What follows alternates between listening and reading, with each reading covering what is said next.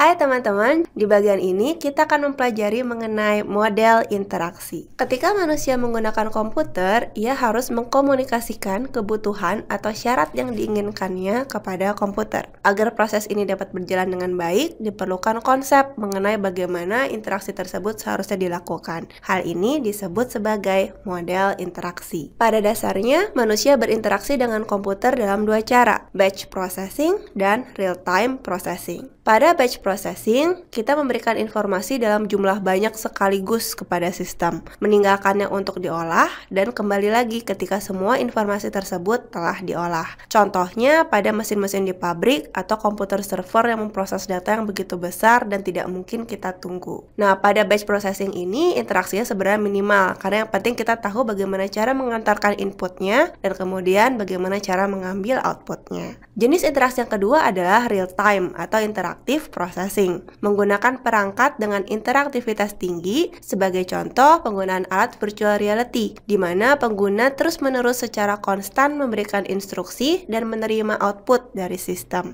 Pada real time processing ini dibutuhkan model interaksi yang detail. Apa model interaksi? Nah, model interaksi ini sebenarnya adalah gambaran atau konsep mengenai bagaimana user berinteraksi dengan sistem. Kunci dalam membuat model interaksi ada pada pemahaman kita sebagai desainer mengenai siapa user kita. Sebagai contoh, model interaksi pada software aplikasi Microsoft Excel adalah profil seorang akuntan yang sedang mengolah data dan menggunakan rumus-rumus akuntansi pada sebuah buku besar atau ledger. Model interaksi pada software Microsoft Word adalah seorang yang sedang mengetik di mesin ketik. Jadi setiap penggunaan aplikasi kita harus bisa membayangkan ini orangnya seperti apa, profilnya seperti apa, dan bagaimana dia berinteraksi dengan benda yang akan menjadi si software tersebut. Nah, model interaksi yang baik akan terasa natural atau alami karena sifatnya sangat intuitif ketika digunakan oleh user. Secara umum, dalam interaction framework, jadi framework itu adalah kerangka berpikir. Nah, ada 4 elemen yang terlibat dalam sebuah interaksi, yaitu user, sistem, input, dan output. User dan sistem memiliki bahasanya masing-masing, sehingga dalam proses interaksi dibutuhkan proses penerjemahan. Jadi user pengennya apa harus bisa diterima dengan benar oleh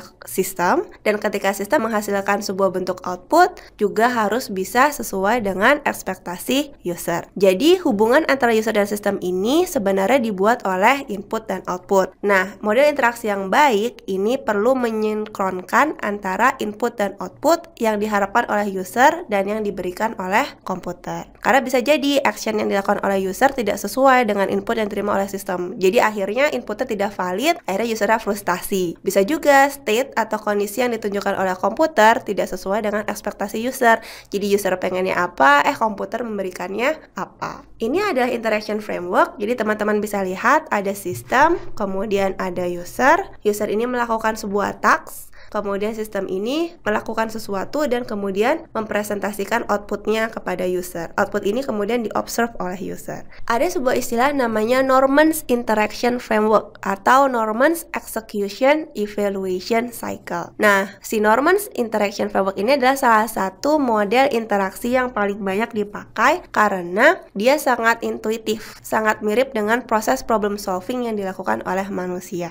Model ini berlandaskan proses problem solving di mana user memulai dengan tujuan, kemudian melakukan suatu action berdasarkan tujuannya, kemudian menginterpretasi kondisi setelah action tersebut dilakukan, dan mengevaluasi hasilnya. Misalkan nih, user ngeklik button buy now, jadi dia beli sekarang. Nah, kemudian sistemnya akan berubah. Berubahnya adalah dengan membawa si user itu ke halaman baru, yaitu halaman transaksi. Nah, kemudian di sini terjadi proses evaluasi, di mana user menerima kondisi yang berubah itu dan mengevaluasinya apakah sesuai dengan ekspektasi interaksinya atau tidak. Nah, kalau mau dijabarkan secara detail, ada 7 tahap dalam model interaksi Norman. Establishing the goal, jadi tujuannya dulu, kemudian membentuk intensi, setelah itu menspecify, memformulasikan apa saja yang akan dilakukan, action sequence-nya. Nah, kemudian executing the action. Jadi berhenti di sini nih, execute. Setelah execute the action, user akan kembali menilai, oh sistem state-nya sekarang berubah menjadi apa. Nah, kemudian diinterpretasi, setelah itu dievaluasi. Ah, ini sama nggak ya dengan tujuan saya semula, atau ini tidak sama dengan tujuan saya semula.